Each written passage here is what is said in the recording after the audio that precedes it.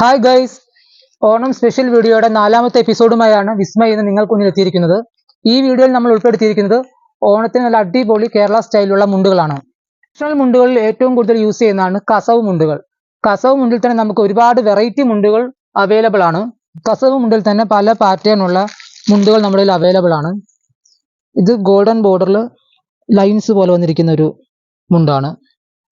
അതുപോലെ തന്നെ light border ആണ് ഈ ഒരു മുണ്ടിൽ വന്നിരിക്കുന്നത്.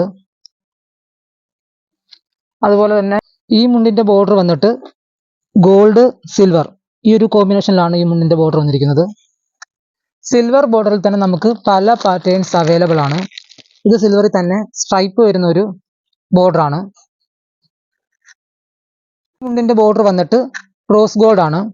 അതിൽ തന്നെ റോസ് ഗോൾഡും സിൽവറും ആണ് ഇതിന്റെ ബോർഡർ വന്നിരിക്കുന്നത്. തന്നെ കോപ്പർ ബോർഡർ വന്നിരിക്കുന്ന ഒരു ഡബിൾ മുണ്ടാണിത്. അതിൽ തന്നെ സിൽവറും കോപ്പർ, ഈ രണ്ട് ബോർഡറാണ് ഇതിൽ വന്നിരിക്കുന്നത്. അതുപോലെ തന്നെ കസവ് ബോർഡറിനൊപ്പം ഒരു മ്യൂറൽ പ്രിന്റ് വരുന്ന ഒരു പർപ്പിൾ ബോർഡർ ഉള്ള ഒരു മുണ്ടാണിത്. അതിൽ മയിൽപീലിയാണ് അതിന്റെ ബോർഡറിൽ വന്നിരിക്കുന്നത്. ഇതുകൂടാതെ ധോത്തീസിന് നല്ല നിരവധി കളക്ഷൻസ് നമ്മുടെ കയ്യിൽ അവൈലബിൾ ആണ്. സാരി മാച്ചിങ് ആയിക്കോട്ടെ, ചുരിദാർ മാച്ചിങ് ആയിക്കോട്ടെ, ലേഡീസിന്റെ എല്ലാ ഡ്രസ്സിന്റെയും കളറിന് മാച്ച് ചെയ്യുന്ന നല്ല ഒരുപാട് കളേഴ്സിലുള്ള മുണ്ടുകൾ നമ്മുടെ കയ്യിൽ അവൈലബിൾ ആണ്.